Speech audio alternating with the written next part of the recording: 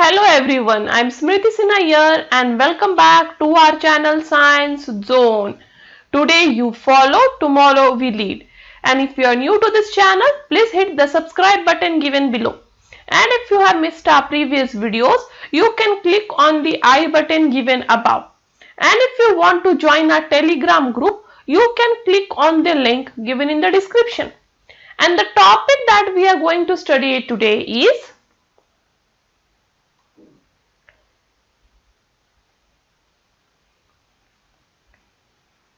nuclear chemistry and radioactivity. This is topic number 13 from Maharashtra State Board syllabus standard 11th chemistry. इस topic से related already हम 4 से 5 video बना चुके हैं। यदि आपने वो वीडियो मिस कर दिए हैं तो ऊपर दिए आई बटन पे क्लिक करके आप वो वीडियो देख के पहले वाले चैप्टर का पार्ट कवर कर सकते हो। आज हम इस वीडियो में इस चैप्टर का जो है लास्ट पार्ट देखने वाले हैं, जो है application of radio isotopes. So what is nuclear activity, what is radio activity, ये सब हम देख चुके हैं पहले वाले वीडियोस में। आज हम देखेंगे उनका application, that is application of radio isotopes. तो चलिए शुरू करते हैं।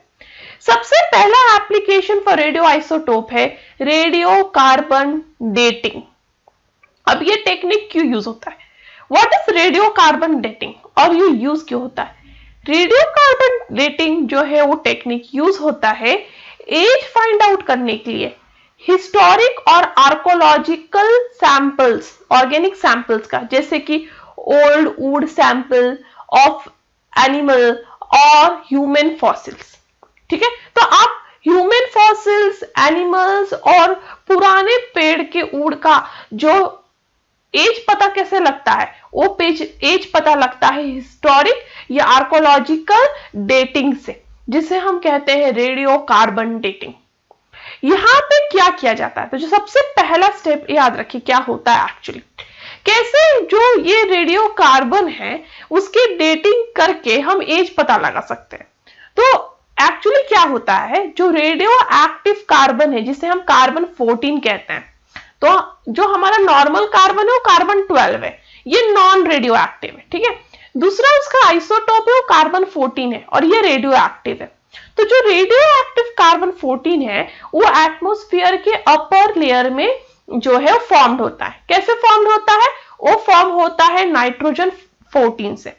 नाइट्रोजन 14 जो है वो बॉम्बार्ड होता है न्यूट्रॉन से, और ये न्यूट्रॉन्स से बॉम्बार्ड होने के बाद कार्बन नाइट्रोजन 14 कन्वर्ट हो जाता है कार्बन 14 में।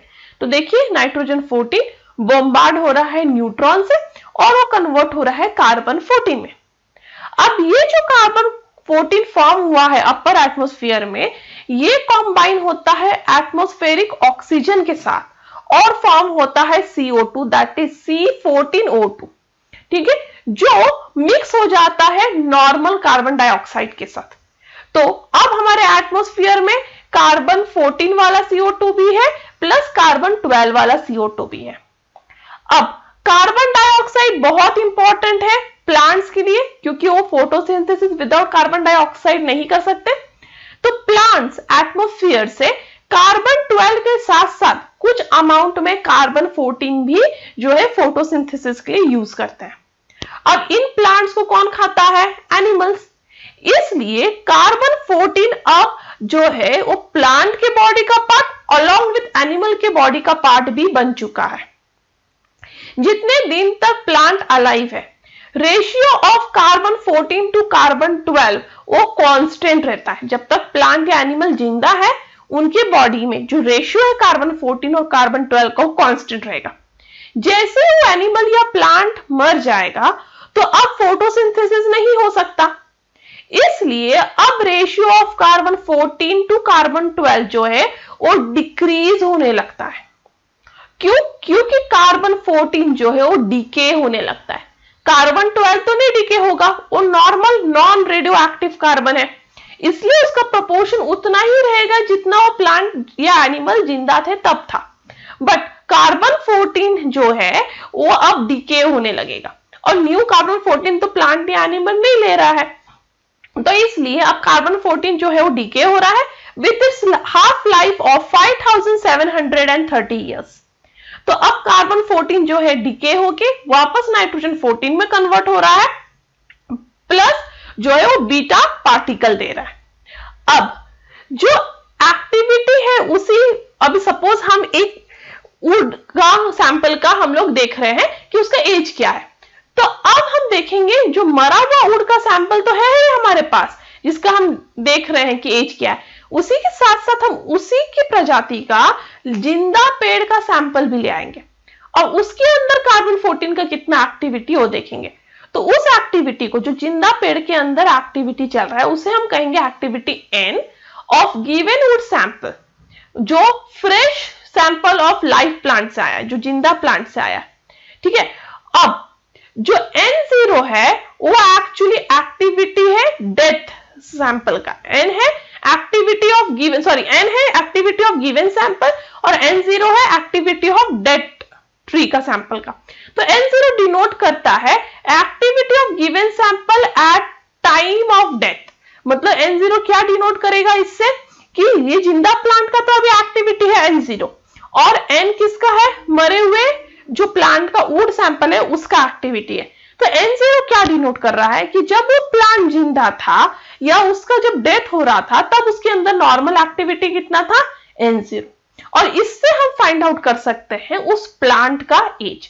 तो उस age of the given wood sample हम पता लगा सकते हैं N0 और N से। N0 है एक्टिविटी इन लाइफ प्लांट और N है activity in the wood sample. तो अब जो हमारा नॉर्मल फॉर्मूला है T equals to 2.303 upon lambda N0 upon N, तो activity of life plant divide by activity of the given sample. अब lambda क्या है कैसे पता लगाओगे, क्योंकि आपको lambda is equal to 0.693 divide by T half, और उन्होंने कहा है कार्बन 14 का T हाफ कितना है 5730 ईयर्स, इसलिए lambda equals to 0.693 divide by T half, जिससे आपको लैम्डा मिल जाएगा। तो आप इस वैल्यू में लैम्डा इंसर्ट कर सकते हो, N0 और N आप डिटरमाइन कर सकते हो, जिससे आपको T मतलब उस मरे हुए प्लांट के वुड सैंपल का एज पता चल जाएगा। नेक्स्ट है electrical energy from nuclear fission. तो जो सेकेंड एप्लीकेशन है वो है इलेक्ट्रिकल एनर्जी पाना। तो न्यूक्लियर पावर होता क्या है, तो न्यूक्लियर पावर एक्चुअली इलेक्ट्रिसिटी है made from fission of uranium and plutonium. Uranium और प्लूटोनियम के फिजन से, मतलब इनकी न्यूक्लियाई को ब्रेक करने से जो एनर्जी बनेगा उसको इलेक्ट्रिसिटी में कन्वर्ट करोगे तो उसे कहोगे न्यूक्लियर पावर। तो न्यूक्लियर पावर का क्या बेनिफिट है, हमें न्यूक्लियर पावर क्यों पढ़ना है, क्योंकि वो ह्यूज एनवायरमेंटल बेनिफिट्स देता है in producing electricity. Electricity produce करते वक्त nuclear power 0 carbon dioxide release करता है, वो 0 सल्फर एंड 0 नाइट्रोजन ऑक्साइड्स भी रिड्यूस करता है। इसका मतलब एटमॉस्फेरिक पॉल्यूटेंट्स जो है वो कम से कम हो रहा है, और इसलिए nuclear power clean source of energy है। अब हम न्यूक्लियर पावर में इंटरेस्टेड क्यों हैं, क्योंकि जो फ्यूजन होता है 1 ग्राम ऑफ यूरेनियम, यदि आप 1 ग्राम ऑफ यूरेनियम 35 का फ्यूजन करें तो वो देगा आपको 24,000 kilowatt per hour of energy. ठीक है, सिर्फ 1 ग्राम ऑफ यूरेनियम 235 इतना एनर्जी दे रहा है। ये सेम एनर्जी यदि आपको कोल से चाहिए तो आपको 3 टन ऑफ कोल बर्न करना होगा, तब आपको इतना एनर्जी मिलेगा। यदि ऑयल से चाहिए तो आपको 12 बैरल्स ऑफ ऑयल लगेगा इतना एनर्जी जनरेट करने के लिए, या नेचुरल गैस तो 5000 meter cube of natural gas लगेगा आपको same amount of energy generate करने के लिए। तो आप समझ गए होंगे न्यूक्लियर पावर का कितना ज्यादा पावर है, क्योंकि 1 ही ग्राम यूरेनियम इतना एनर्जी जनरेट कर रहा है जितना 3 टन ऑफ कोल या 12 बैरल्स ऑफ ऑयल या 5000 meter cube of natural gas करेगा। न्यूक्लियर फ्यूजन जो है वो ऑल्टरनेटिव सोर्स ऑफ एनर्जी है और वो क्लीन सोर्स ऑफ एनर्जी है। जो स्टीम ओरिजिनली पावर स्टेशंस में जनरेट किया जाता है जिससे टरबाइन्स घूमते हैं और फिर इलेक्ट्रिसिटी प्रोड्यूस होता है, वो स्टीम्स आता है बॉयलर से, और ये बॉयलर को चलाने के लिए ऑयल, गैस, कोल चाहिए। और ये तीनों भी जो सोर्स है वो नॉन रिन्यूएबल सोर्सेस है और वो नष्ट होते जा रहे हैं, वो डिप्लीट होते जा रहे हैं, जिससे अब जो है ये जो इलेक्ट्रिसिटी प्रोड्यूस करना है वो महंगा से महंगा और डिफिकल्ट होते जा रहा है। साथ में कॉस्ट ऑफ पेट्रोलियम जो है वो बढ़ता जा रहा है। इसके ये सबको ध्यान में रखते हुए न्यूक्लियर फ्यूजन जो है वो बहुत इजी सोर्स ऑफ इलेक्ट्रिसिटी है और क्लीन सोर्स ऑफ एनर्जी है। ये है कुछ डायग्राम ऑफ न्यूक्लियर रिएक्टर। मैं सजेस्ट करूंगी कि आप ये वाला डायग्राम जो है वो लर्न कर लीजिए, जिसमें आपको दिख जाएगा कि ये न्यूक्लियर रिएक्टर का सिंपल स्ट्रक्चर है, ये वाला थोड़ा कॉम्प्लेक्स स्ट्रक्चर है। तो न्यूक्लियर रिएक्टर में क्या होता है, सबसे पहले इंपॉर्टेंट है न्यूक्लियर रिएक्टर में जो भी न्यूक्लियर रिएक्शन हो रहे हैं उसके रेडिएशंस बाहर नहीं आना चाहिए। तो न्यूक्लियर रिएक्टर के बाहर जो सबसे इंपॉर्टेंट है वो एक शील्ड होता है, ठीक है। फिर उसके बाद उसमें एक सोर्स टू स्टार्ट रिएक्शन होता है, मतलब न्यूट्रॉन का सोर्स कह सकते हो। साथ में ये न्यूट्रॉन अनकंट्रोलेबल ना हो जाए इसलिए वहां पे कैडमियम रॉड्स भी होते हैं जो न्यूट्रॉन को एब्जॉर्ब करते हैं। दूसरा यूरेनियम रॉड्स होते हैं जहां पे फ्यूजन होने वाला है। और फिर यहाँ पे जो है यहाँ पे एक लिक्विड है जैसे वाटर, वो जाएगा, ये हीट एब्जॉर्ब करेगा, स्टीम में कन्वर्ट होगा, ये स्टीम वापस टरबाइन के पास जाएगा, ये टरबाइन रोटेट होंगे और इलेक्ट्रिसिटी प्रोड्यूस करेंगे। तो चलिए हम देखते हैं working of nuclear reactor in detail. Nuclear reactor क्या है? न्यूक्लियर रिएक्टर एक डिवाइस है जो यूज करता है एटॉमिक एनर्जी को in controlled manner for peaceful purpose, जैसे कि इलेक्ट्रिसिटी जनरेशन में, ठीक है। तो न्यूक्लियर रिएक्टर क्या है?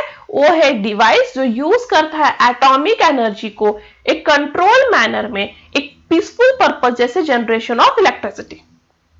न्यूक्लियर फ्यूजन के दौरान एनर्जी रिलीज होता है, ये एनर्जी यूटिलाइज होता है to generate electricity in nuclear reactor. Nuclear reactor में सोर्स क्या है? वो है यूरेनियम 235 एंड प्लूटोनियम 239। तो ये दोनों जो है रेडियो एक्टिव एलिमेंट्स जो यूज होते हैं न्यूक्लियर फ्यूजन के लिए और इनडायरेक्ट इलेक्ट्रिसिटी प्रोड्यूस करने के लिए। ये दोनों भी फिजनेबल मटेरियल है जो हैवी वाटर के साथ वहां पे न्यूक्लियर रिएक्टर में प्रेजेंट होते हैं अलॉन्ग विथ ग्रेफाइट जो मॉडरेटर का काम करता है। तो हैवी वाटर मतलब क्या होता है? D2O। नॉर्मल वाटर मतलब H2O, हैवी वाटर मतलब D2O जो हाइड्रोजन का खुद आइसोटोप है ड्यूटेरियम। तो D2O that is deuterium oxide, ये या फिर ग्रेफाइट यूज होता है मॉडरेटर की तरह। अब जो न्यूट्रॉन का सोर्स है वो न्यूट्रॉन रिलीज करेगा, वो जाके टकराएगा प्लूटोनियम या फिर यूरेनियम से जहां फ्यूजन होगा और वो फिर पास होगा। फ्यूजन के लिए न्यूट्रॉन को कहां से पास होना होगा? मॉडरेटर थ्रू, क्योंकि जो यूरेनियम प्रेजेंट है वो कहां प्रेजेंट है? मॉडरेटर के बीच में, ठीक है। तो उसको मॉडरेटर से पास होना होगा न्यूट्रॉन को, जहां न्यूट्रॉन अपना कुछ अमाउंट ऑफ एनर्जी लूज कर देता है जिससे न्यूट्रॉन स्लो डाउन हो जाएगा और वो यूरेनियम उसे कैप्चर कर लेगा और न्यूक्लियर फ्यूजन शुरू हो जाएगा। तो बेसिकली क्या होता है? ये सोर्स ऑफ एनर्जी है जो अभी न्यूट्रॉन रिलीज करने वाला है। ये न्यूट्रॉन जो रिलीज हुआ है वो जाएगा यूरेनियम के पास। अब यूरेनियम कहां प्रेजेंट है? वो प्रेजेंट है हैवी वाटर के बीच में या फिर ग्रेफाइट रॉड के बीच में। अब न्यूट्रॉन को पास होना पड़ेगा ये हैवी वाटर या ग्रेफाइट से, जिसे हम मॉडरेटर कहते हैं। यहां से पास होते वक्त ये जो न्यूट्रॉन विथ हाई एनर्जी है वो अपना कुछ अमाउंट ऑफ एनर्जी जो है वो लूज कर देगा। बचा हुआ एनर्जी के साथ न्यूट्रॉन जाएगा जो यूरेनियम कैप्चर करेगा और फ्यूजन शुरू हो जाएगा। अब साथ ही साथ याद रखिए उधर कैडमियम रॉड्स भी प्रेजेंट होते हैं। कैडमियम रॉड्स इंसर्टेड होते हैं मॉडरेटर के बीच में। क्यों ये कैडमियम रॉड चाहिए? क्योंकि इनमें एबिलिटी है न्यूट्रॉन एब्जॉर्ब करने की। तो जो एक्सेस न्यूट्रॉन प्रोड्यूस होगा, क्योंकि एक यूरेनियम से टकराने के बाद एक न्यूट्रॉन एक यूरेनियम से टकराता है तो कितने न्यूट्रॉन प्रोड्यूस करता है? 2 और 3 मोर न्यूट्रॉन्स जो फर्दर मोर यूरेनियम के साथ टकराएंगे। तो ये जो एक्सेस न्यूट्रॉन यदि इन्हें कंट्रोल नहीं किया जाए तो न्यूक्लियर रिएक्टर जो है वो अनकंट्रोलेबल एनर्जी प्रोड्यूस करने लगेगा जिससे वो खुद ही बर्स्ट हो सकता है। इसलिए वहां न्यूट्रॉन को कंट्रोल करना, उसको एब्जॉर्ब करना बहुत इंपॉर्टेंट है, जो रोल वहां प्ले करता है कैडमियम रॉड। और ये कैडमियम रॉड क्या करता है, ये रेट ऑफ चेन रिएक्शन को कंट्रोल में रखता है, न्यूक्लियर फिजन के रिएक्शन को कंट्रोल में रखता है बाय एब्जॉर्बिंग न्यूट्रॉन्स। अब जो भी न्यूट्रॉन्स यूरेनियम तक पहुंचे वो कुछ एनर्जी रिलीज कर रहे हैं, क्योंकि यूरेनियम फिशन हो रहा है तो एनर्जी रिलीज कर रहा है। ये एनर्जी रिलीज होता है रिएक्शन से in the form of heat. अब जो ये हीट प्रोड्यूस हुआ है ड्यूरिंग न्यूक्लियर फिशन, वो एब्सॉर्ब होता है बाय सर्कुलेटिंग लिक्विड। एक लिक्विड होता है जो न्यूक्लियर रिएक्टर थ्रू सर्कुलेट होता रहता है, उसे हम कहते हैं कूलेंट। ये कूलेंट जाके ये एक्स्ट्रा हीट एब्सॉर्ब करता है।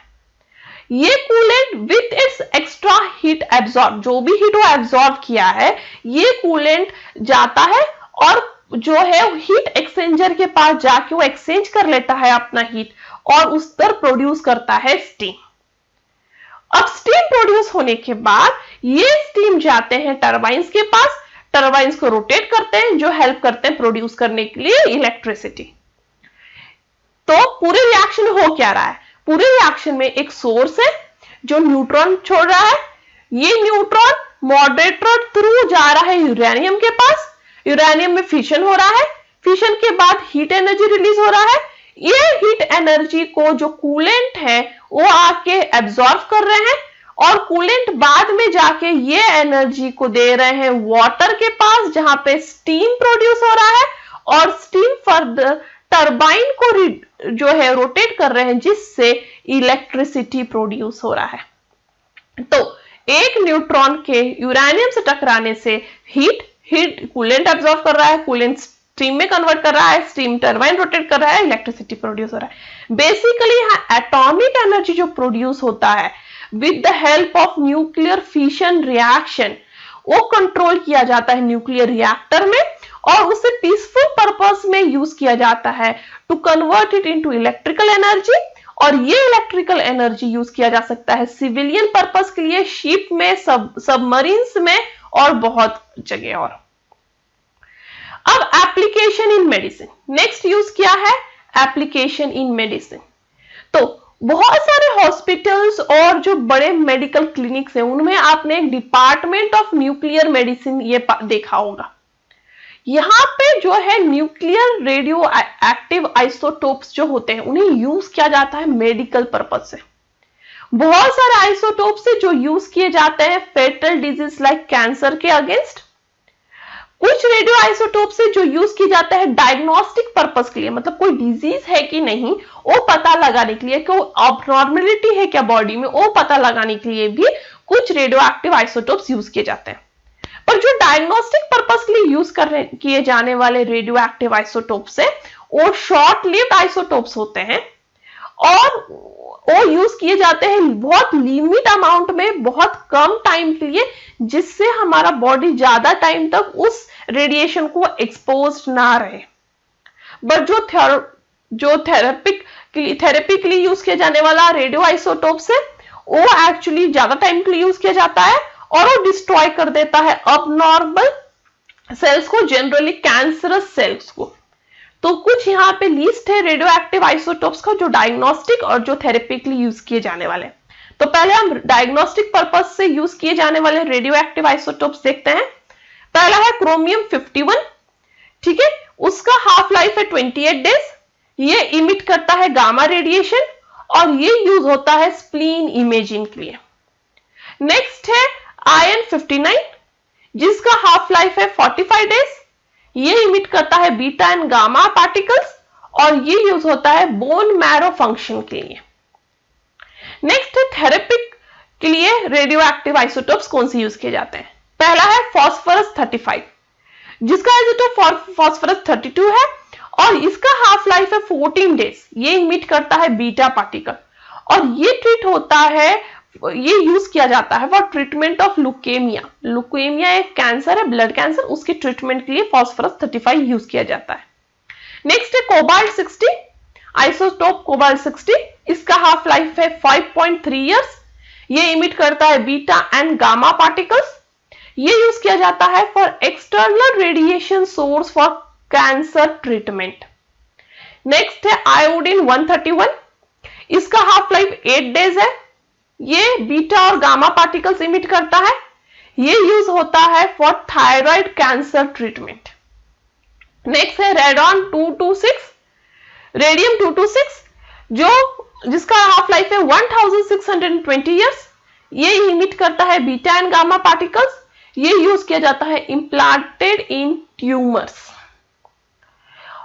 अगर एप्लीकेशंस ऑफ रेडियो आइसोटोप्स, तो अभी हमने देखा application in production of electricity, in medicine, correct. अब हम देखेंगे कुछ और भी uses of radio active isotopes. तो रेडियो एक्टिव आइसोटोप्स ने जो है बहुत ज्यादा एप्लीकेशन फाइंड आउट कर लिया है बहुत सारे डाइवर्स एरियाज में। कुछ एग्रीकल्चर प्रोडक्ट्स में भी इनका एप्लीकेशन किया जाता है। कुछ एग्रीकल्चरल प्रोडक्ट्स के जैसे पोटैटो, उनका लाइफ स्पैन इंक्रीज करने के लिए, उनको ज्यादा दिन तक फ्रेश रखने के लिए उनको इरेडिएट किया जाता है गामा रे से, जो कोबाल्ट 60 या कैडमियम 137 से निकलते हैं। तो आपने देखा होगा पोटैटो के ऊपर एक व्हाइट जो है ऐसे उगता है, जिसे हम बोलते हैं रिप्रोडक्टिव बर्ड। ये बर्ड उगने लगे तो पोटैटो जो है धीरे धीरे खराब होने लगता है। तो ये बर्ड ना उगे, इसलिए क्या होता है, जैसे ही पोटैटो को निकाला जाता है खेत में, उसको इरेडिएट किया जाता है रेडिएशन के साथ कोबाल्ट 60 या कैडमियम 137 से, जिससे ये व्हाइट बर्ड या फिर रिप्रोडक्टिव बर्ड जल्दी उस पर नहीं उगते, जिससे पोटैटो का लाइफ स्पैन इंक्रीज हो जाता है। कुछ other application of radio active isotope से वो है इन रेडियो ट्रेसर टेक्निक, जहां वन से ज्यादा मतलब एक से ज्यादा एटम्स ऑफ केमिकल कंपाउंड जो है वो रिप्लेस कर दिए जाते हैं रेडियो न्यूक्लियोटाइड से, ट्रेस करने के लिए कि वो केमिकल का पाथ उस बॉडी में या उस सिस्टम में कैसे है, जिससे हम स्टडी कर सकते हैं अंडर रेडियो एक्टिव मेजरमेंट्स। मतलब मैं अभी इसको एक्सप्लेन करने के लिए ये बता सकती हूँ, सपोज हम कुछ कंज्यूम कर रहे हैं, कोई केमिकल कंज्यूम कर रहे हैं, ठीक है। अब वो ह्यूमन कोई केमिकल कंज्यूम कर रहा है और साइंटिस्ट को जानना है कि केमिकल बॉडी में जाने के बाद कैसे वर्क करता है, ठीक है। तो वो क्या करेंगे, उस केमिकल में सपोज कार्बन है तो वहां के कार्बन 12 को कार्बन 14 से रिप्लेस कर देंगे, ठीक है, और वो केमिकल अब दे देंगे वापस ह्यूमन को। और ये कार्बन 14 तो रेडियो एक्टिव है, तो वो रेडियो एक्टिव मेजरमेंट के अंदर देंगे, ठीक है, ना कि ऐसे कि कितना भी अमाउंट देते हैं, ऐसे देंगे कि वो जो सेफ हो ह्यूमन के लिए। अब जब ये कार्बन 14 जो बॉडी के अंदर जाएगा तो उसको बाहर से ट्रेसर थ्रू ट्रेस कर सकते हैं कि वो कहां जा रहा है, मतलब वो कंज्यूम होने के बाद उसकी एक्टिविटी क्या है, पहले स्टमक में जा रहा है, फिर ब्लड में मिक्स हो रहा है, फिर किधर जा रहा है। तो पूरे केमिकल की वो एक्टिविटी हम उस सिस्टम में दे सकते हैं with the help of radio tracer. And that's all for today, thank you. ये इसके साथ न्यूक्लियर केमिस्ट्री चैप्टर जो है वो खत्म हो जाता है।